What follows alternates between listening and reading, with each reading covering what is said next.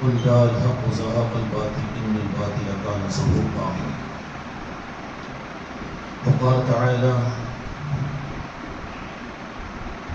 في عصمته النبي الكريم الأمين شفيع المذنبين رحمة للعالمين إن الله وملائكته يصلون على النبي يا أيها الذين آمنوا صلوا عليه وسلموا تسليما. اللهم صل على محمد وعلى آل محمد كما صليت على إبراهيم وعلى آل إبراهيم إنك حميد مجيد.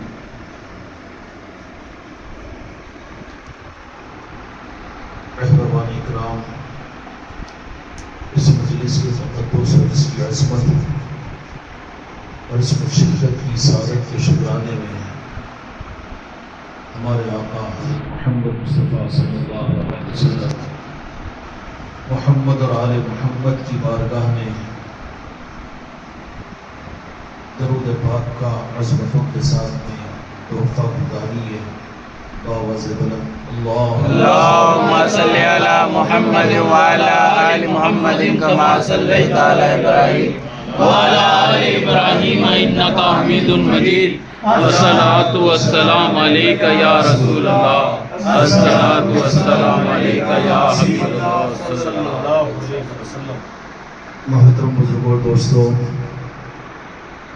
اللہ کرے کہ ہم کو اور آپ کو یہ احساس ہو جائے کہ اللہ تعالیٰ نے اس زمانے کے اندر دینی اور روحانی نسبتوں کے اعتبار سے کتنا بڑا انعام یافتہ تم کو اور مجھ کو بنا دیا.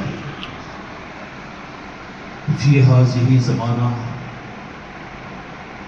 یہ دولت اور یہ انعام اللہ تبارک و تعالیٰ کا خاص انعام ہے کہ یہ مجلس ہے جس مجلس کی نسبت پر یہاں پر جمع ہوئے ہیں وہ حضرت سیدنا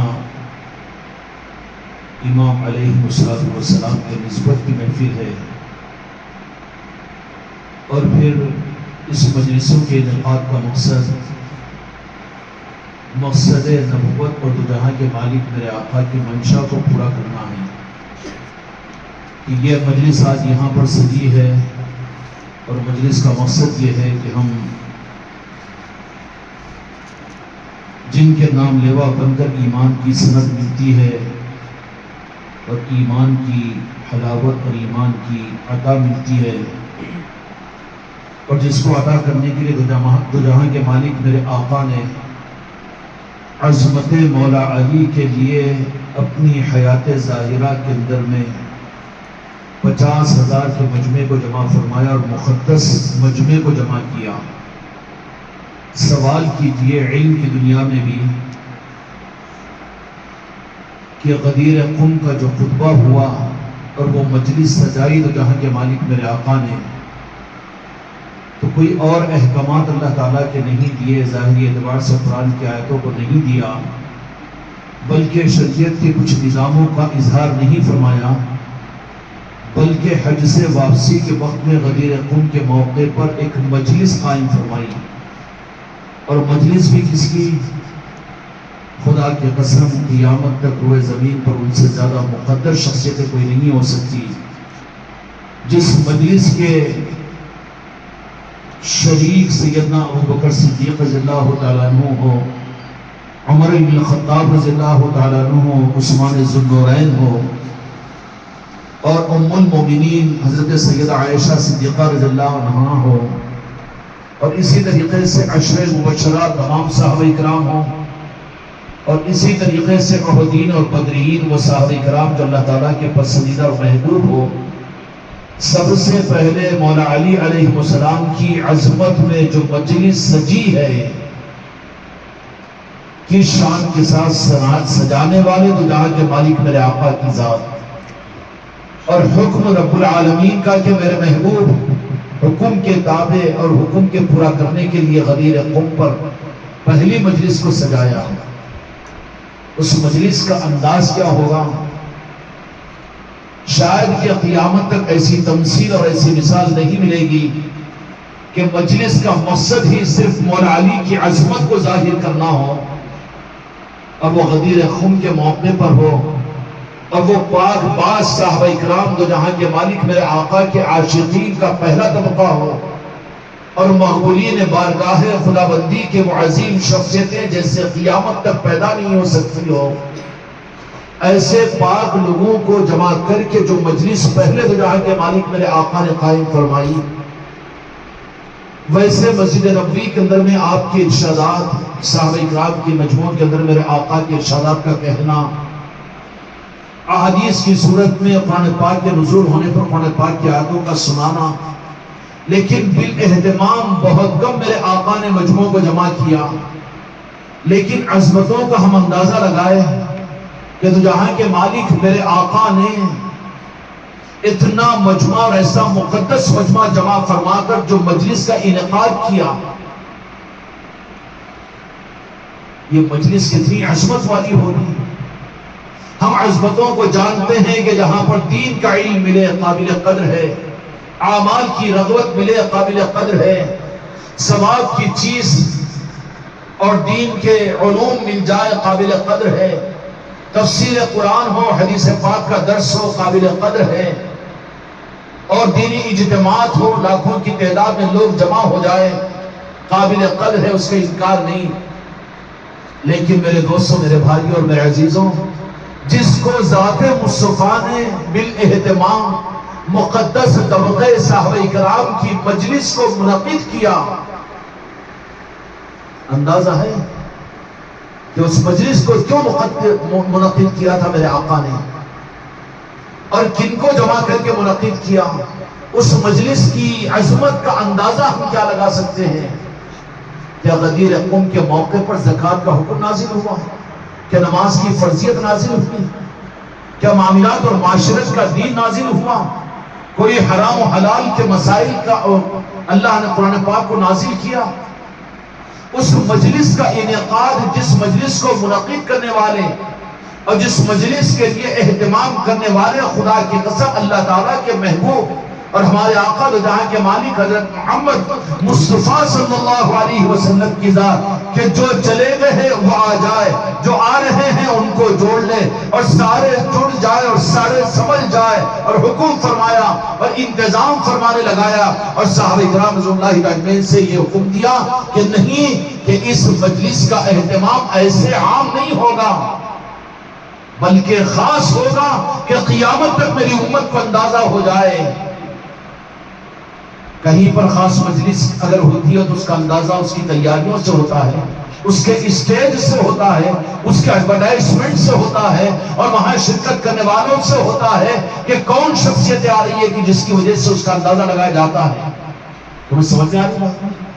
اس رخ اور اس زاویے کے اعتبار سے ذرا سوچیں، آج یہ رخ ہمارا اور آپ کا ہماری نظروں سے اوجھل ہو گیا یا کروا دیا گیا، تو پھر نتیجہ کیا نکلا کہ ہدایت کے دھوکے میں گمراہیت ہمارے حصے میں آ رہی ہے، دین کے دھوکے میں ہم بے دین بنتے چلے جا رہے ہیں، عظمتوں کے باوجود بالمقابل میں ہم بدعقیدے بنتے چلے جا رہے ہیں۔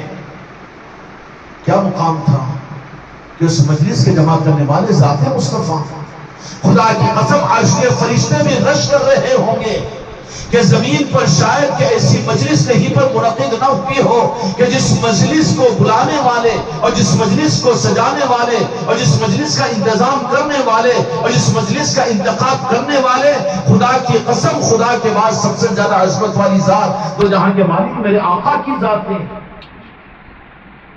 اندازہ ہے کہ غدیر قم کو عام اس طرح سے کہہ کر گزر جائے، بڑے محروم ہے وہ امت کا بڑا طبقہ کہ جس پیغام کو تو جہاں کے مالک میرے آقا نے خود فرما کر امت کو بتایا تھا کہ اس کی عظمت کو اگر بھول جاؤ گے تو تم حق سے دور ہو جاؤ گے، خطرات میں پڑ جاؤ گے، پھر تم بکھرے ہوئے پتہ نہیں کہ یزیدیوں کے پاس میں پہنچ جاؤ گے، مجوسیوں کے پاس میں پہنچ جاؤ گے، کہ یہودیوں کے پاس میں پہنچ جاؤ گے، نصرانیوں کے پاس میں پہنچ جاؤ گے، جنت کے بجائے جہنم کے راستے پر چلے جاؤ گے۔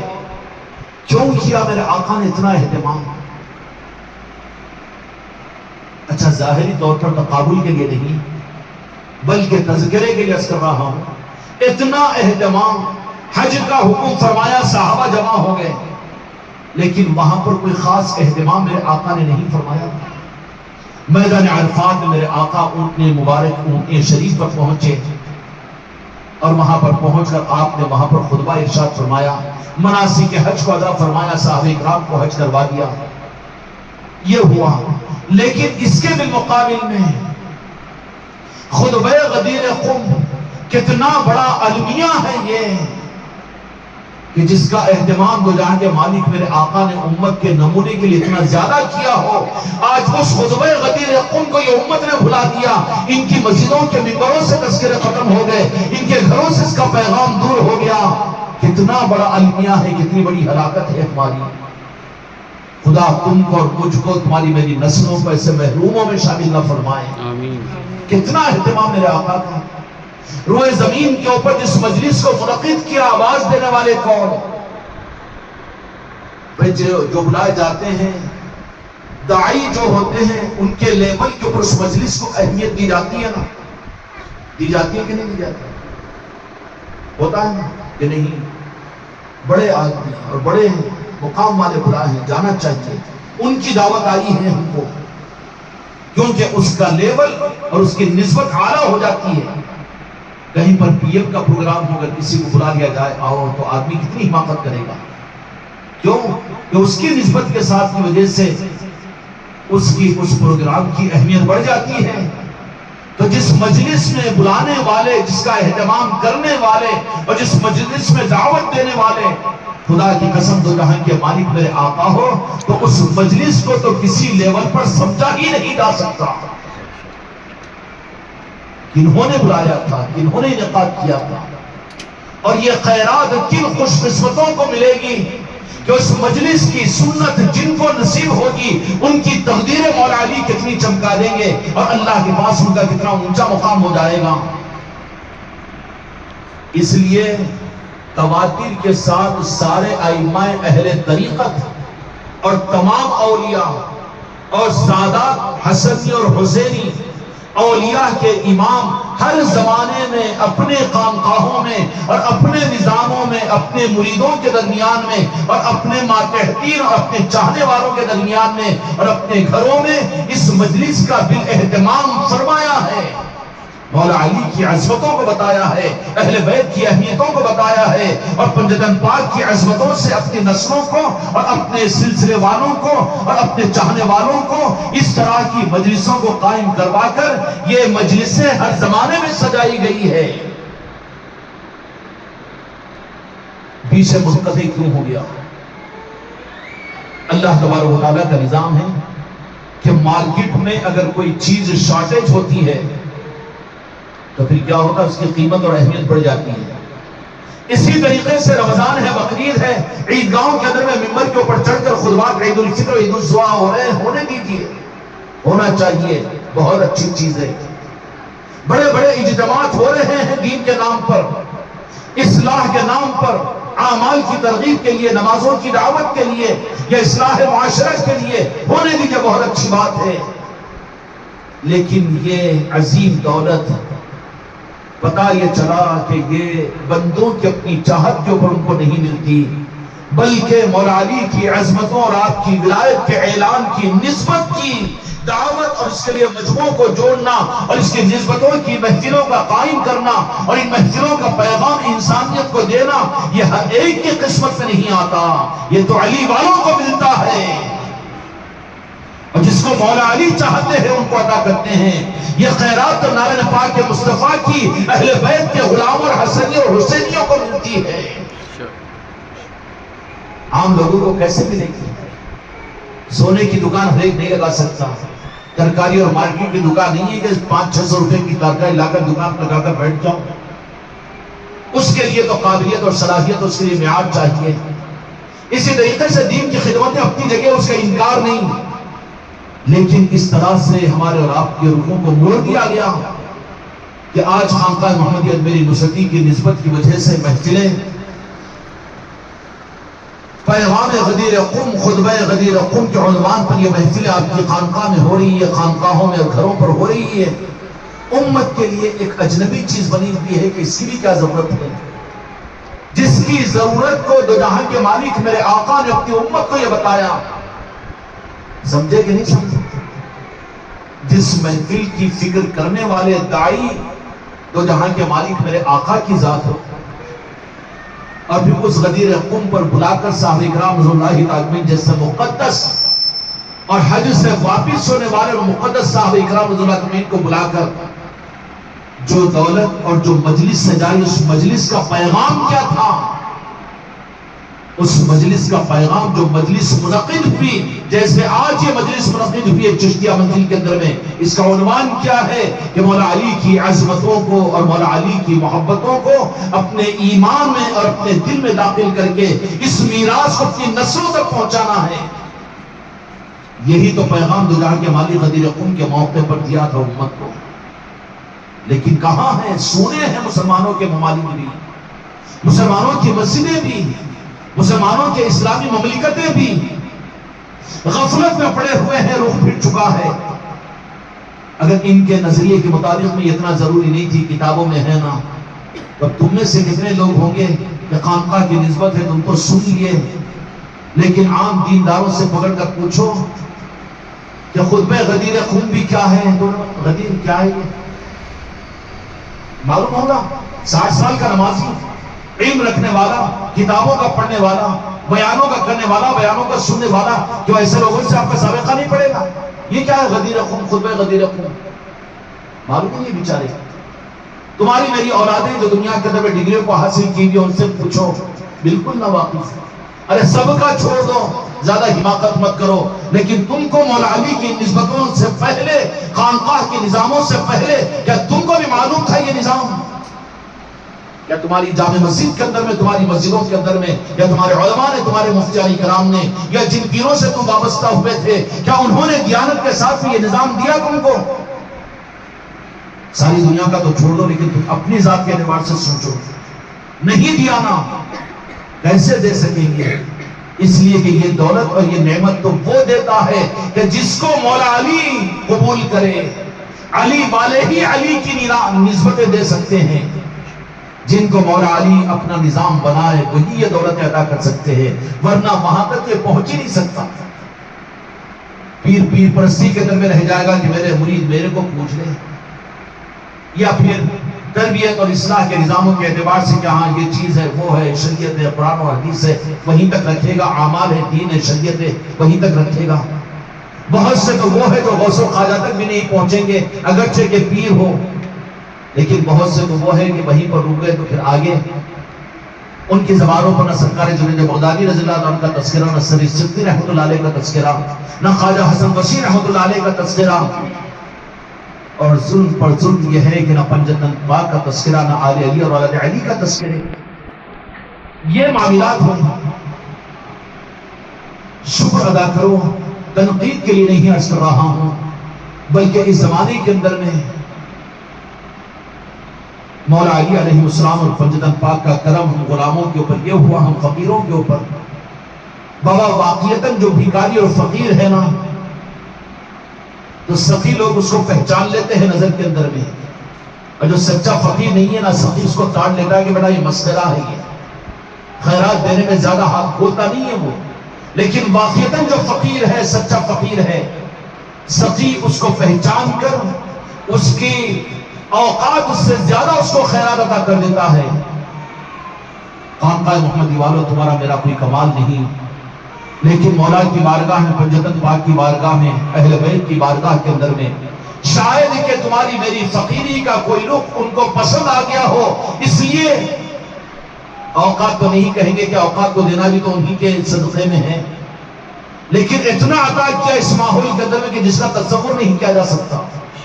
کتنی خانقاہیں آج، کتنے سنیوں کی مسجدیں ہیں اور کتنے سلسلے ہیں، لیکن کہیں پر ہے یہ پیغام، اور کہیں ہے اس طرح کے نظام، جہاں ہے قابل قبول ہے۔ پھر ڈر اور خوف کس بات کا؟ کہ ڈر اور خوف اپنے سائے سے ڈر رہے ہیں کہ کہیں لوگ شیعہ اور رافضی کہہ دیں گے،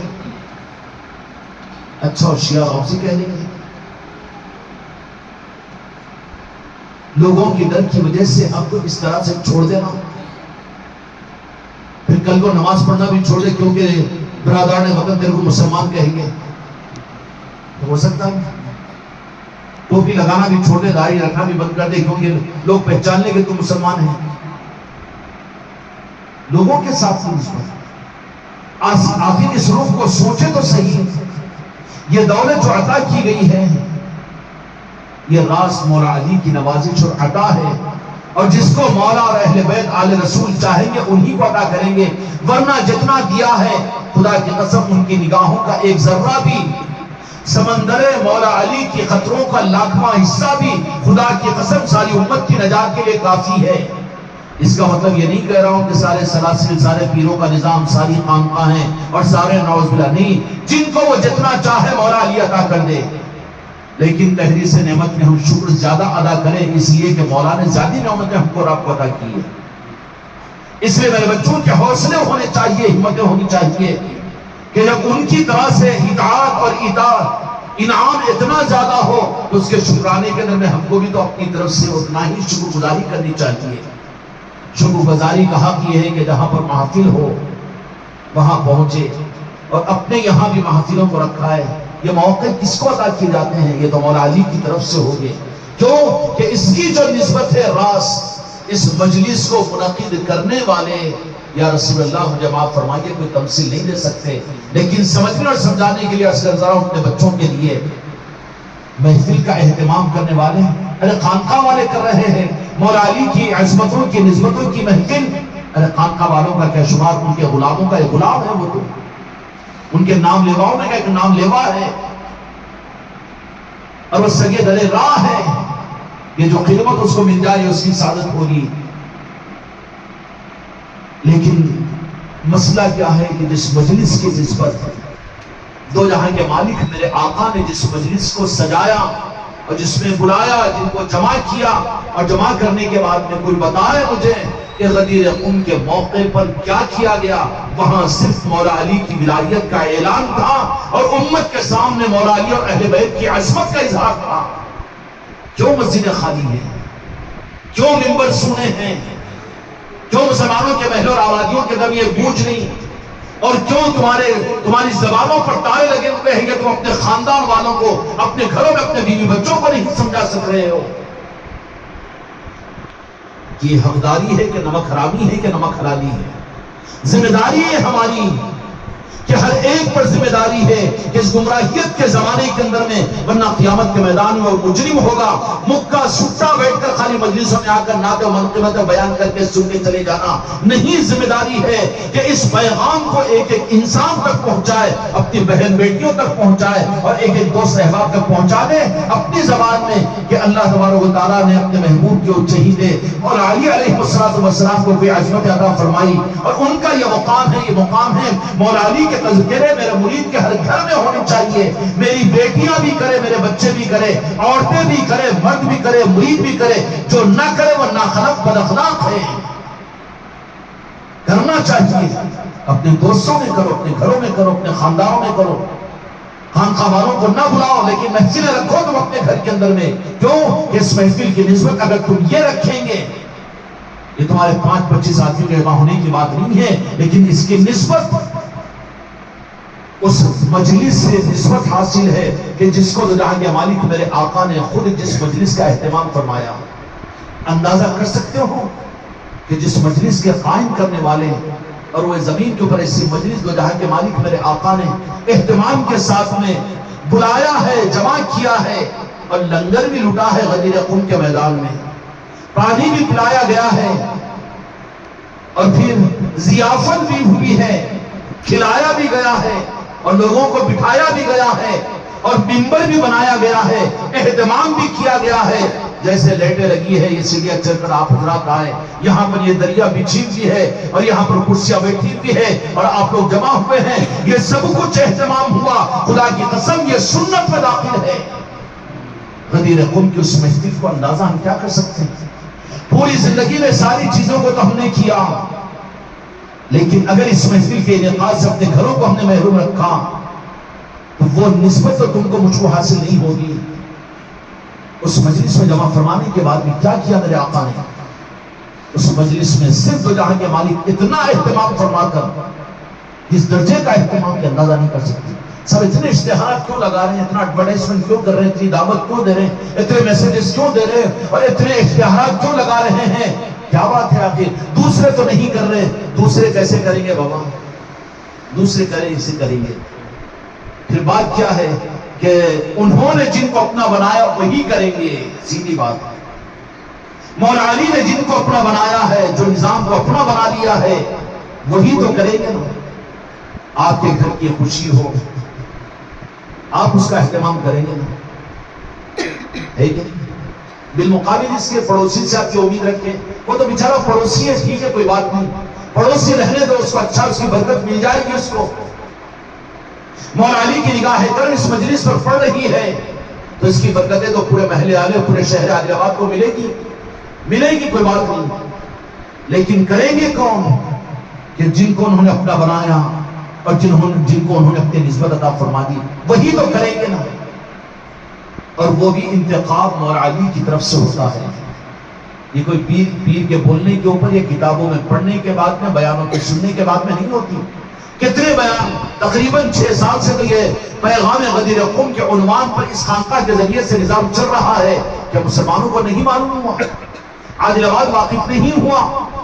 لیکن کیوں؟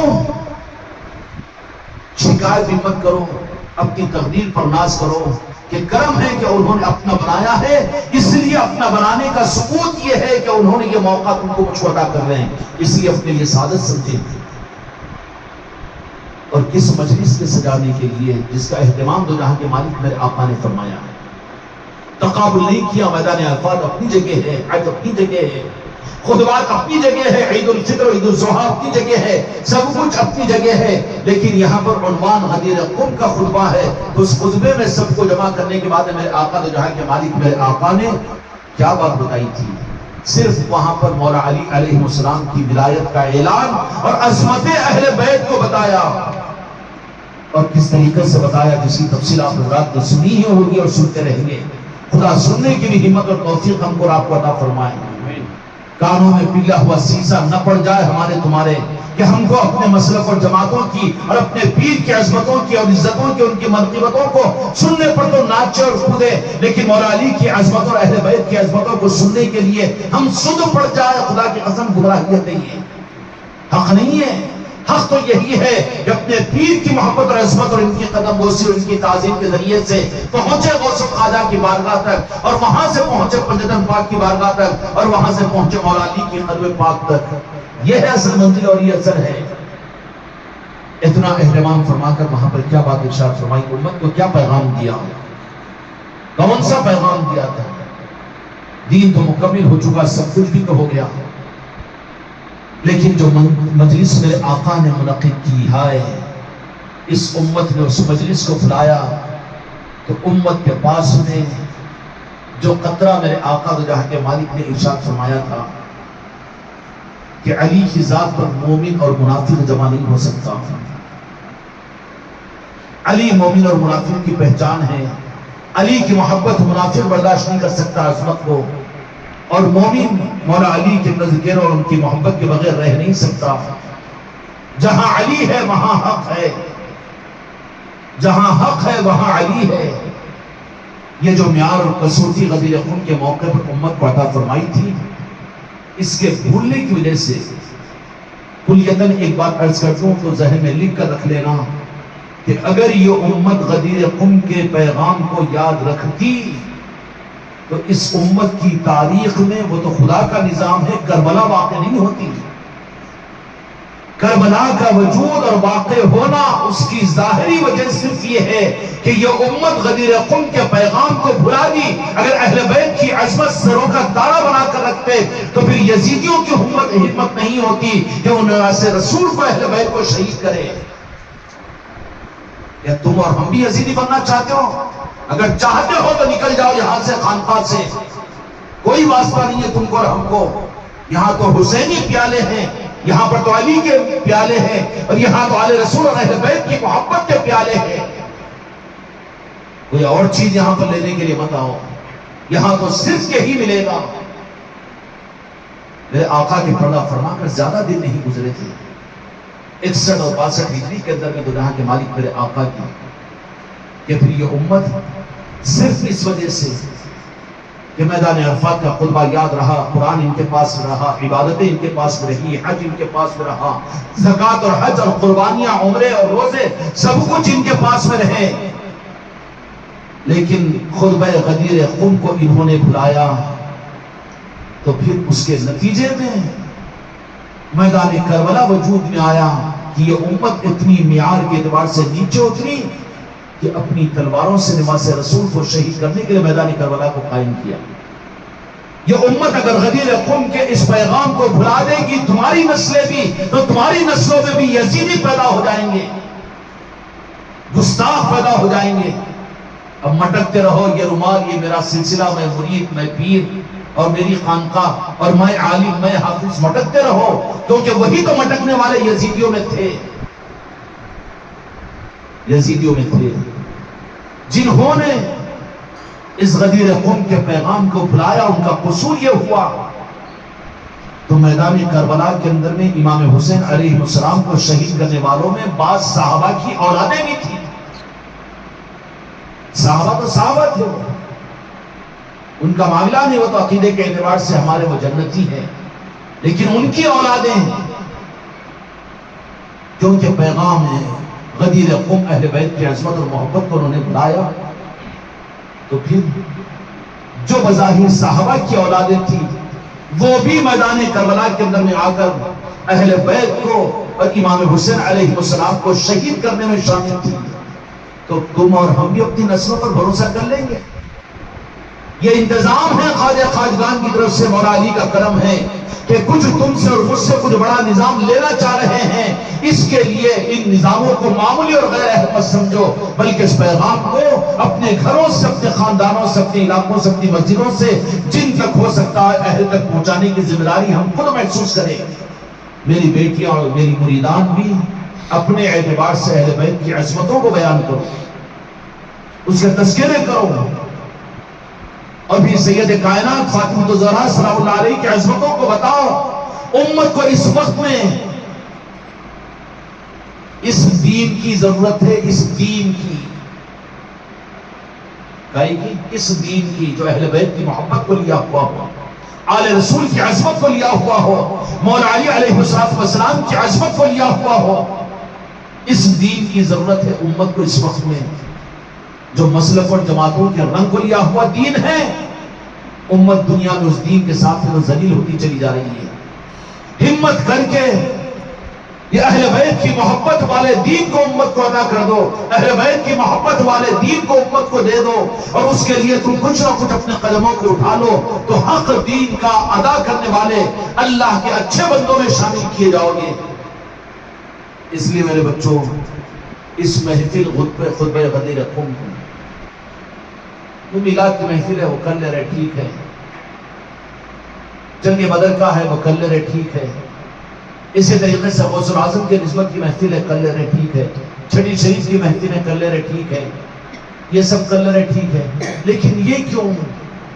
ابھی تک جن کے پاس بھی یہ سوال پیدا ہوا وہ سمجھ لینا کہ ابھی وہ بھی راستے میں ہے، قبولیت پر نہیں پہنچے۔ یہی ہونا اصل ہے، یہی منزل ہے، یہی منزل تھی امت کے لیے اصل، جو جہاں کے مالک میرے آقا کی طرف سے۔ تو خود ذات مصطفیٰ نے اس مجلس کا ذات بنفس نفیس نہیں کہتے میرے آقا کی ذات کو، لیکن خود میرے آقا نے امت کو جوڑا اور اہتمام کیا اس مجلس کا، اور اس مجلس میں نہ احکامات دیے گئے، نہ کوئی اور شریعت کے قانون بتائے گئے، بلکہ صرف اس مجلس کو سجا کر، ممبر بنا کر، اور ممبر پر سوار ہو کر مولا علی کو اپنے دستے مبارک میں لے کر امت کے سامنے قیامت تک رکھ دیا اور کہہ دیا کہ جو مجھے اپنا مولا مانتے ہو، کہ میں تمہارے جان و مالوں کا، تمہاری آل اولاد کا تم سے زیادہ میں مالک نہیں ہوں۔ ان صحابہ سے میرے مصطفیٰ نے سوال کیا، صحابہ نے فرمایا کہ یا رسول اللہ، ہماری جان اور ہمارے مالوں پر ہم سے زیادہ آپ کو تصرف ہے، ہم آپ کو مولا اور مالک مانتے ہیں، تب کہا تو جہاں کے مالک میرے آقا نے کہ جو مجھے اپنی جان اور اپنے مالوں کا اپنی آل اولاد کا مالک اور مولا مانتا ہے، تب میرے مصطفیٰ نے اعلان فرمایا کہ اتنا اہتمام اس مجلس سے غدیر قوم کا اور خطبے کے بیان کرنے اور سنانے کا یہ تھا کہ یہ اعلان فرمایا من کنت مولا ہو فہذا علی مولا، کہ جو مجھے اپنا مولا مانتا ہے اس کو علی کو اپنا مولا ماننا پڑے گا۔ یہی تو پیغام کے لیے اتنی مجلس سجائی گئی تھی، اور بڑی آسانی کے ساتھ امت نے بھلا دیا، تذکیروں کو ختم کر دیا، کرنے والوں کو شیعہ اور رافضی کہنا شروع کر دیا۔ ارے بدنصیب کے بچے، تو کہاں کا سنی ہے، پھر تو کہاں کا مسلمان ہے؟ امام شافعی رحمۃ اللہ علیہ نے ہماری طرف سے جواب دیا تھا کہ جب علماء عرب نے ان کو کہا کہ تم اہل بیت کی محبت کا دعویٰ، ارے بابا ان کا زمانہ چھوڑ دو، اس زمانے کے اندر بھی یہ معیار ہے کہ منافقین مولا کو برداشت نہیں کرتے اور مومنین مولا علی کو نہیں چھوڑتے۔ پرانی مثالیں دوں تو آپ لوگ بولیں گے کہ وہ تاریخ کی باتیں ہم کہاں دیکھیں، لیکن تمہارے زمانے کے اندر میں، موجودہ زمانے میں تبلیغ کی زبان جو پڑوسی ملک کے اندر مولا طارق جمیل ہے کہ نہیں ہے، انہوں نے اہل بیت کی محبت کا اعلان کیا تو سارے تبلیغوں نے مل کر ان کو بائیکاٹ کر دیا۔ آپ کے ہندوستان کے اندر ندوۃ العلماء کے بڑے عالم سلمان ندوی بڑے متحیر عالم دین ہیں، علماء عرب جن کی قابلیت پر ناز کرتے ہیں، لیکن انہوں نے من کنت مولا فہذا علی المولا اس حدیث کو امت کے سامنے سوال کیا، ان لوگوں کے سامنے، کہ جب میرے آقا کا ارشاد مولا علی کے بارے میں یہ ہے تو تم اس کا حق ادا کیوں نہیں کرتے؟ تو ندوے سے ان کو نکال کر ذلیل کیا گیا۔ منافق کہاں برداشت کریں گے؟ منافق ہونے کا فتویٰ نہیں دے رہے ہیں، لیکن اثرات تو ضرور مانے جائیں گے۔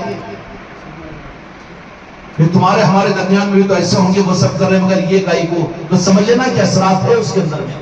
اگر تمہارے میرے اندر بھی ہے تو پھر ان اثرات کو جلدی سے ختم کرو، اس وائرس کو، ورنہ پھر وہ کینسر بن جائے گا۔ خدا کی قسم اور علی کی ذات کیا ہے، میرے آقا کی طرف سے امت کے لیے بڑی نعمت ہے۔ آخری بات عرض کر دوں، اللہ نے دین ہم کو نہیں دیا، قرآن ہم کو نہیں دیا، وہ اپنے محبوب کو دیا۔ اللہ تو ہم کو کیا دے گا؟ ہم تیرے بندے ہیں۔ تو اللہ نے کہا کہ میں اپنے محبوب کو تمہیں عطا کرتا ہوں۔ اب محبوب کو لینے کے لیے محبوب کی بارگاہ میں ہم پہنچے، یا رسول اللہ نے تو آپ کو ہم کو عطا کیا، تو پھر میرے مصطفیٰ نے کہا کہ میں اللہ کی طرف سے قرآن بھی لے کر تم کو دیتا ہوں، روزے اور نماز اور زکوٰۃ اور حج بھی لے کر دیتا ہوں، دین اور شریعت بھی دیتا ہوں۔ اس کے بعد پھر حرص کریں، حج بھی دیا، زکوٰۃ بھی دیا۔ اس کے بعد یا رسول اللہ اور کچھ آپ اپنی طرف سے دیجئے، وہ تو اللہ کا دیا ہوا دے رہے ہیں۔ معلوم ہے مولا علی کی ذات کی عظمتوں کا اندازہ ہے؟ یہ جو زور سے علی علی کہے، ارے شیعہ رافضی کالے کپڑے پہننا، وہ کرنا، نقل کرنا، ارے بے عقل، محروم، توبہ کر، استغفار پر، اپنے ایمان کی تجدید کر۔ اب امت آقا کی بارگاہ میں پہنچی کہ وہ تو اللہ نے دین دیا اور آپ کو عطا کیا، ٹھیک ہے، آپ نے پوری شریعت اور پورے دین دے دیا، لیکن یا رسول اللہ نے قرآن مجید میں فرمایا کہ آپ اپنی امت پر بڑے مہربان ہیں۔ یا رسول اللہ ہم آپ کے نارین پاک پر بھیک مانگتے ہیں کہ آپ بھی کچھ ہمیں عطا کیجیے، اس لیے کہ آپ بھی رؤوف الرحیم ہیں۔ آپ کو بھی اللہ تبارک و تعالیٰ نے اپنی امت کے بارے میں فرمایا عنتم حریص بالمؤمنین رؤوف الرحیم، تو آپ بھی تو کچھ خیرات دیجیے نا ہمیں۔ تو اللہ نے تو اپنے محبوب کو دیا اور محبوب نے سارے دین کو دے دیا اپنی امت کو۔ اس کے بعد نے کہا کہ میری امت تم مجھ سے بھی کچھ لینا چاہتے ہو؟ چاہتے ہو؟ چاہتے کہ نہیں چاہتے؟ ہوتا نا جی وہ سالگرہ پر، شادی گرہ پر کہہ کے کون سے کتنے گھاٹیاں ڈال دے رہے ہیں زبردستی کے۔ ہاں پریزنٹیشن آیا۔ بعض بدنصیب سو ایسے ہیں کہ بڈھے جوان اور ماں باپ کو اس کی شادی کی سالگرہ پر گفٹ دے رہے، تیرے کو گفٹ دیے سب ہوتے پاگل کے بچے، تو ماں باپ کو دے رہا ہے، شرم نہیں آتی؟ کون سے یہودیوں کی اولاد بنا ہے تو؟ کون سے مجوسیوں نصرانیوں کے راستے پر چل رہا ہے تو تو قدم بوسی کر اپنے ماں باپ کی، بجائے اس کے اپنے ابا کا سالگرہ ہے گئی کا، شادی کا، انہیں لے کے گفٹ دے رہا، پاگل کا بچہ، بد اخلاق کی اولاد۔ رکو ان چیزوں سے، یہ گفٹ کے اور یہ گراؤں کے ان چیزوں کو ختم کرو، بربادی کی طرف لے آنے والے ہیں یہ۔ من تشبہ بقوم فہو منہم، کہ جو جس قوم کی مشابہت اختیار کرے گا خدا انہی کے ساتھ حشر کر دے گا۔ ان کے ساتھ تم اپنا حشر چاہتے ہو؟ ادب سیکھو، احترام سیکھو. ماں باپ کو گفٹ دینے کے چلا بد اخلاق کا بچہ ہوں. اچھا پھر غلطی کرے نہ تجھے گفٹ دے کے تجھے پیدا ہی نہیں کرتے تو اچھا تھا نا. ہوتا کہ نہیں؟ اب یہ امت میرے آقا کی بارگاہ میں پہنچے، یا رسول اللہ آپ عزیز علیہ والدتم حریص بالمؤمنین رؤوف رحیم ہے، لہذا ہم آپ کے نام لیوا ہیں، آپ کی طرف سے بھی کوئی تحفہ ہم کو دیجیے نا. بڑوں کو تو چھوٹے مانگنا چاہیے، اور خدا کی قسم ہم اللہ کے بھکاری بات میں ہوں گے. میرے مصطفیٰ بھیجے تو باقی تو رسول اللہ کے بھکاری ہیں. جو کچھ دین و دنیا لیں گے وہ تو رسول اللہ سے لیں گے. جنت بھی لیں گے تو انہی کے ذریعے سے لیں گے، کیونکہ اللہ نے مالک تو ان کو بنا دیا. خالق وہ ہے لیکن مالک تو ان کو بنایا. اب جو مالک ہے ان کے پاس نہیں جانا. کیشر کے پاس بھی کیش لیں گے کہ مینیجر کے پاس جا کے سر پھوڑیں گے. بلاتا ہوں انہیں، بیٹا سر پھرا آ گیا، میرے کو پریشان کرا لیا ڈال دو کسٹڈی کے اندر. نہیں میں انجینئر سے مینیجر سے لیتا ہوں. مینیجر سے لیتا ہے تو یہاں نہیں ملتا تھے، وہ کیشر سے لے. صحیح ہے کہ نہیں قانون؟ تو مالک سے تو لینا ہے نا. خدا کی قسم ہماری ایک ایک سانس ناظرین پاک کے مصطفیٰ سے مل رہی ہے. ہم کو جنت بھی ملے گی تو میرے مصطفیٰ سے ملے گی. خدا بھی ملا ہے تو مصطفیٰ سے ملا ہے. قرآن بھی ملا ہے تو مصطفیٰ سے ملا ہے. رمضان کے روزے اور نماز کا اہتمام بھی ملا ہے تو مصطفیٰ سے. جو دین مصطفیٰ سے ملا ہے تو دنیا کے معاملات کے اندر میں پھر آدمی گمراہ ہو جائے، خدا کی قسم دنیا بھی ملے گی تو مصطفیٰ سے ملے گی. کوئی دو رائے نہیں ہے اس میں. لیکن بدعقیدیاں ہیں درمیان کے اندر میں. اللہ سے مانگو، اللہ سے مانگو. کیا مانگتا بھکاری؟ اللہ. اللہ نے تو اپنے محبوب کو دے دیا تجھے جو کچھ دینا ان سے لوگوں کی. اور کیا مانگنے جا رہا ہے وہاں؟ انہیں تو صرف یہ کہتا ہے کہ میں الہ معبود ہوں، میرے محبوب کا خالق ہوں. میں تو جن سے محبت کرتے ہو میرے مصطفیٰ کا رب مجھے مان لو، مجھے اتنا ہی کافی ہے. تمہاری طرف سے عبادت میری کی جائے گی. اس سے زیادہ جو کچھ بھی ہے میرا محبوب ہے. وہ تو بول دیا. اب چھوڑنے کے پھر اچھل کر جا رہا ہے اللہ کی طرف میں، بھیج رہے اللہ کی طرف میں. چکر ہے کچھ اور. تو جہاں کے مالک میرے آقا کے پاس میں ہم پہنچے اور پہنچ کر کہا یا رسول اللہ سب کچھ تو اللہ نے آپ کو ہم کو عطا فرما دیا. یہ اللہ کا بڑا انعام ہے. اور آپ نے اللہ سے لے لے کر قرآن بھی دیا، دین بھی دیا، شریعت بھی دیا، سب کچھ بھی دیا. دیا کہ نہیں دیا میرے مصطفیٰ نے؟ یا اللہ دیا کہ تم کو نماز اور جی زکات اور جو خطر بھی حج اللہ دیا گی. کانسیپٹ ہی نہیں ہے بابا. وہ ڈائریکٹ کا معاملہ نہیں ہے. ڈائریکٹ والے گڑھے میں گرنے والے ہیں. توحید کے نام پر گڑھے میں گرنے والے ہیں وہ ڈائریکٹ والے. اچھا ڈائریکٹ تو بھی تو نہیں آیا نا، پھر ٹکتا کیا آسمان سے؟ پوچھنا نا ڈائریکٹ کا مسئلہ ہے تو پھر ڈائریکٹ تو آیا کی؟ تو بھی تو نہیں آیا. ڈائریکٹ کا مسئلہ وہاں پر بھی نہیں ہے. اس پر بھی نہیں سمجھ سک رہا ہے تو میرے آقا کے وسیلہ گئی کو، میرے آقا کی نسبت گئی کو اور ان کا توسل. ارے بغیر توسل کے تو پیدا نہیں ہوا. انسان کی اولاد چوہے کے بچے کو اللہ بغیر وسیلے کے پیدا نہیں کرتا. وہاں پر بھی تو ماں باپ کو وسیلہ اور توسل بناتا ہے. اللہ کا نظام قدرت کی وہ ہے. اب خدا کی قدرت کو اب یہ بیچ میں آ کر سمجھا رہا ویسا نہیں. ڈائریکٹ کا معاملہ، ڈائریکٹ کا معاملہ امت کو جہنم میں پہنچا رہا ہے. یہ شیطان والی توحید ہے، رحمان والی توحید نہیں ہے. یہ اللہ کا کانسیپٹ نہیں ہے کہ ڈائریکٹ میرے پاس میں آؤ. موسیٰ علیہ السلام ڈائریکٹ ہوا، کہا کہ نہیں ڈائریکٹ، بس حجاب میں رہو. ڈائریکٹ کے لیے تو صرف میرا محبوب ہے.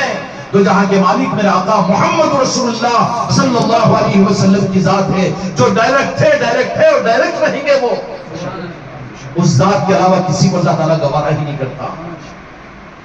جیسے خدا اپنی ذات میں واحد اور اکیلا ایکتا ہے، ویسے ہی عظمتوں میں، توقیر اور تعظیم میں خدا کی قسم میرے مصطفیٰ کی ذات اکیلی ہے.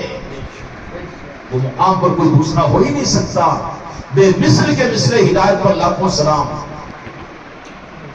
اب میرے آقا کی بارگاہ میں ہم غلام پہنچے. یا رسول اللہ آپ کی طرف سے بھی کچھ؟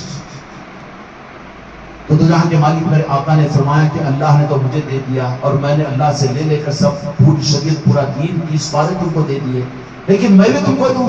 اچھا میری امت تم مجھ سے مانگتے ہو تو پھر میں تو مہربان ہوں تم پر. میں کیا دوں تمہیں؟ میں ایسی چیز دوں گا کہ جس چیز کو تم اگر حاصل کر لو تو اللہ مہربان ہو جائے گا اور تمہیں اپنا دوست بنا لے گا. وہ کون سی چیز ہے کہ اللہ نے مجھے دیا اور میں نے تمہیں دین عطا کر دیا. مجھ سے مانگتے ہو تو میں مولا علی کو عطا کرتا ہوں. من کنت مولاہ فہذا علی المولا. دینے کے لیے میدان نے اسٹیج قائم کیا کہ میں اپنی امت کو جو چیز اور جو نعمت دے رہا ہوں، اللہ نے عرش الہی پر میری امت کو مجھے عطا فرمایا، لیکن میں زمین کے اوپر غدیر قم کے میدان کے اندر میں اپنی امت کو قیامت تک کے لیے میں اپنے خزانے سے جو چیز کو دے رہا ہوں، میں مصطفیٰ علی کو اپنی امت کو عطا کر رہا ہوں. علی کیا ہے؟ خدا کی قسم حق ہے، خدا کی قسم خدا کی پہچان علی ہے، مصطفیٰ کی معرفت علی ہے، قرآن کا حق علی ہے، اور قرآن کا حق خدا کی قسم علی ہے. جو علی کو نہ سمجھے اور علی کو نہ پہچانے وہ نہ قرآن کو سمجھ سکتا ہے، نہ قرآن کو پہچان سکتا ہے، نہ وہ خدا کو جان سکتا ہے، نہ خدا کو مان سکتا ہے. وہ تو یہاں کے مالک میرے آقا نے تحفے کے طور پر امت کو اور مجھ کو تم کو علی عطا فرما دیا. ہم کتنے بد نصیب ہوں گے اپنی نسلوں کو اگر علی نہ دے، اہل بیت نہ دے، آل رسول نہ دے. اس لیے اپنی زندگیوں پر رحم کیجیے. کچھ نہ کچھ قیامت کے میدان میں صورت دیکھنے والے اور صرف نظارہ کرنے والوں میں ہمارا شمار نہ ہو، بلکہ اس امانت کو پہنچانے والے غلاموں کے اندر بھی ہمارا اور تمہارا شمار ہو جائے. اس کے لیے میرے بچوں، میرے بھائیوں، کہنے والے، کانا پوسی کرنے والے، اشارے کرنے والے پرائے کے نہیں ہوں گے تو قریب کے چھوڑ گے. یہ کیا ہے خانقاہ محمدی کے اندر میں علی علی کے آوازیں، اور یہ کیا ہے شیعہ رافضی تو نہیں ہوں گے، اور کیا نظام ہے، کیسا ہے، یہ کہیں گے، یہ کریں گے. ان کے حق میں دعا کر دینا کہ اللہ تعالیٰ تمہارے ایمان کو بھی پیور کر دے، تمہاری نسبتوں کو بھی مستحکم فرما دے. اور یہ دولت میرے دوستوں، یہ تو راز ان کی نظروں سے عطا کی جاتی ہے.